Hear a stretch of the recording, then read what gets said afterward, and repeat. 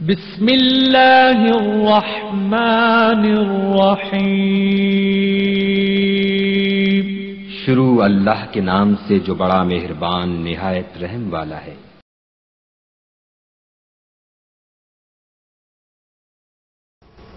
بنی الاسلام علی خمس، اسلام کے 5 ستون ہیں جس پر اسلام کی بلڈنگ استوار ہے، کھڑی ہے۔ شہادت اللہ لا الہ الا اللہ وان محمد رسول اللہ واقام الصلاۃ وایتاء الزکاۃ، پھر وہ نماز کی ادائیگی کرے، پھر زکات ادا کرے، وحج البیت وصوم رمضان، اور پھر اللہ مال دے، اللہ پیسہ دے، طاقت دے، استطاعت دے تو زندگی میں ایک مرتبہ اللہ عز و جل کے گھر کا حج کرنا، اور اللہ اگر رمضان کا مہینہ ہماری زندگی میں آئے تو اس رمضان کے مہینے میں روزے رکھنا۔ يا أيها الذين آمنوا كتب عليكم الصيام كما كتب على الذين من قبلكم لعلكم تتقون۔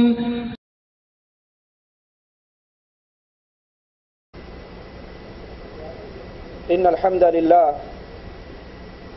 نحمده ونستعينه ونستغفره ونعوذ بالله من شرور أنفسنا ومن سيئات أعمالنا، من يهده الله فلا مضل له ومن يضلل فلا هادي له، أشهد أن لا إله إلا الله وحده لا شريك له، وأشهد أن محمدا عبده ورسوله۔ أعوذ بالله من الشيطان الرجيم، بسم الله الرحمن الرحيم، يا أيها الذين آمنوا كتب عليكم الصيام كما كتب على الذين من قبلكم لعلكم تتقون۔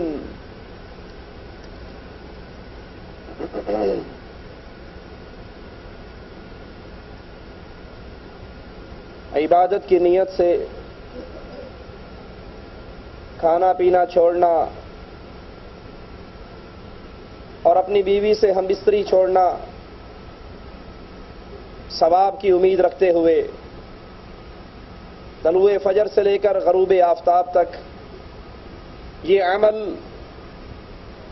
روزہ کہلاتا ہے۔ رسول اللہ صلی اللہ علیہ وسلم فرماتے ہیں، اسلام کا تعارف کرواتے ہوئے، بنی الاسلام علی خمس، کہ اسلام کے 5 ستون ہیں جس پر اسلام کی بلڈنگ استوار ہے، کھڑی ہے۔ اور یہ یاد کر لیجئے، ان ستونوں میں سے اگر کسی نے کسی ایک کا انکار کیا تو اس نے اسلام کی بلڈنگ کو گرا دیا۔ اب وہ 5 چیزیں کیا ہے جس پر اسلام کی یہ بلڈنگ کھڑی ہے؟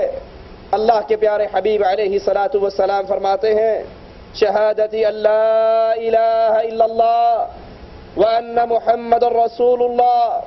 سب سے پہلی چیز، اسلام کی بنیاد جس پر اسلام مسلمان جس کا اقرار کرنے کے بعد ایمان کے دائرے، اسلام کے دائرے میں داخل ہوتا ہے، وہ لا الہ الا اللہ کی گواہی کہ اللہ عز و جل کے علاوہ کوئی الہ نہیں، کوئی مشکل کشا نہیں، کوئی عبادت کے لائق نہیں، کوئی معبود برحق نہیں، اور محمد کریم صلی اللہ علیہ وسلم مالک عز و جل کے سچے رسول، اللہ کے بندے۔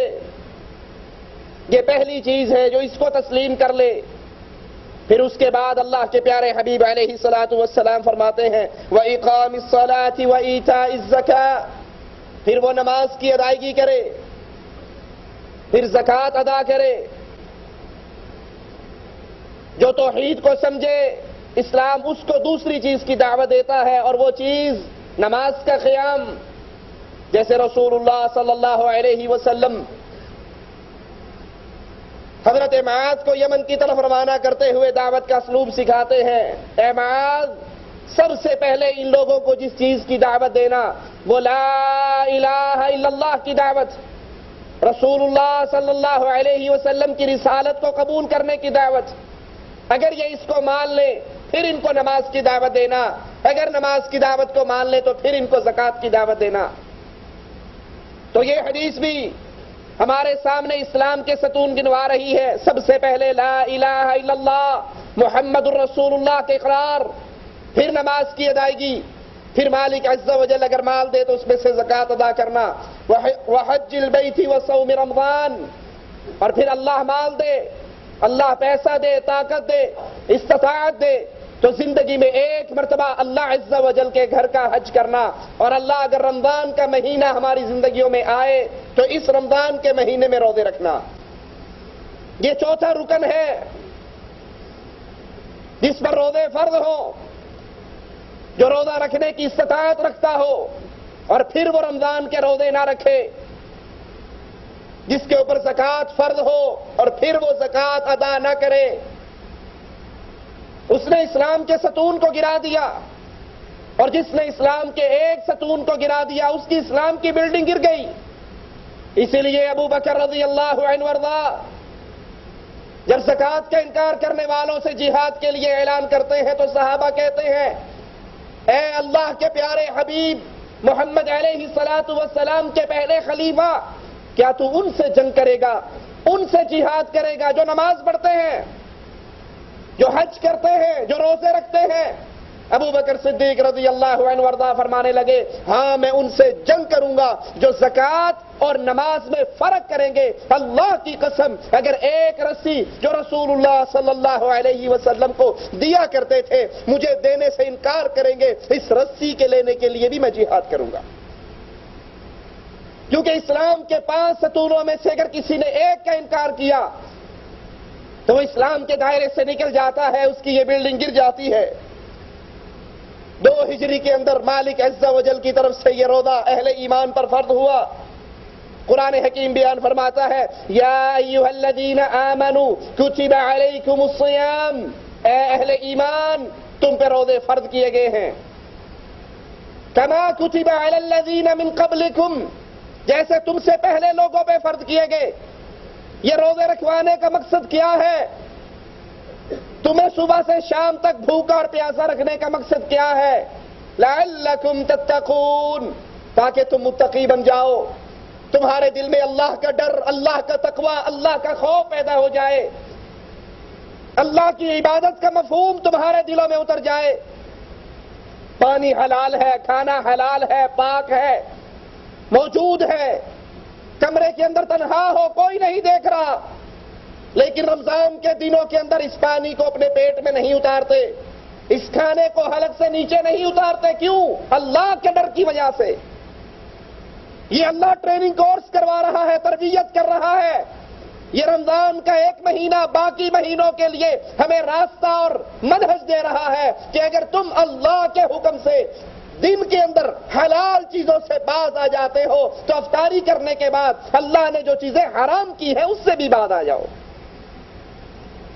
اس روزوں کا مقصد، اس عبادت کا مقصد لعلکم تتقون، تاکہ تمہارے دلوں میں اللہ کا ڈر پیدا ہو، اللہ کا خوف اور تقوی پیدا ہو کہ پانی ہے تو حلال، لیکن چونکہ میں روزے سے ہوں اللہ کی شریعت مجھے اجازت نہیں دیتی میں اس پانی کو پیوں، کھانے کو کھاؤں، بیوی کے قریب جاؤں.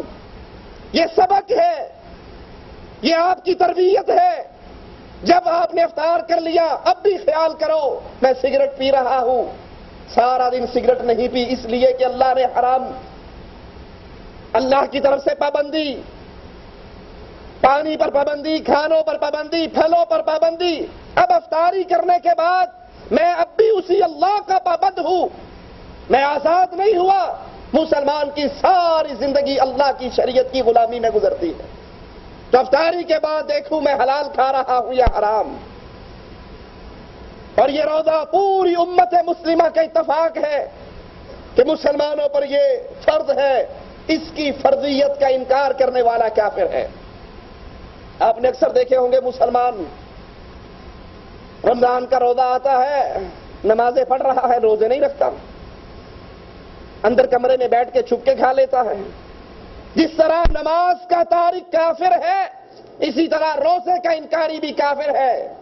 اور یہاں پر بڑی عجیب بات جو اکثر ہمارے دیکھنے میں آتی ہے، رمضان کے روزوں میں، رمضان کے مہینے میں مسلمان روزے سے رہتا ہے، سحری کھا کر سوتا ہے، عصر پہ اٹھتا ہے، عصر کے بھی 5 بجے 6 بجے اٹھتا ہے، ظہر کی نماز نہیں پڑھتا، عصر کی نماز بھی نہیں پڑھتا۔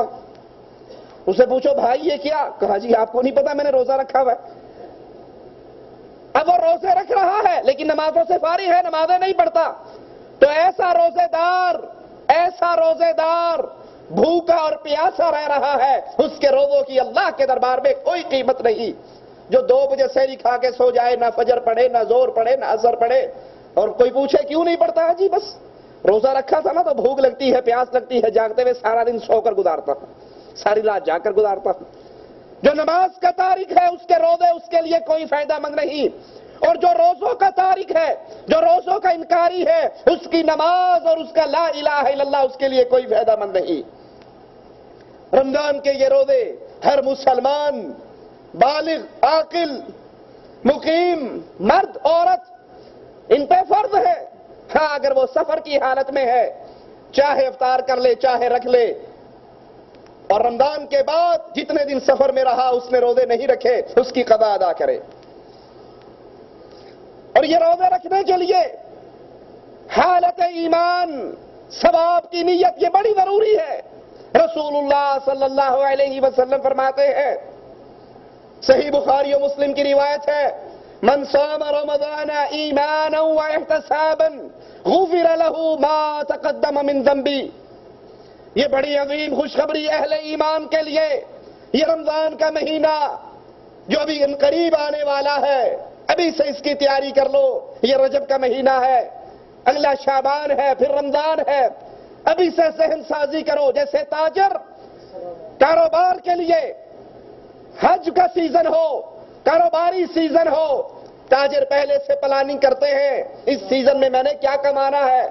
یہ رمضان کا مہینہ نیکیوں کا سیزن ہے، نیکیوں کی بہار ہے، توبہ کا سیزن ہے، معافی کا سیزن ہے، جنت میں آسانی سے داخل ہونے کا سیزن ہے۔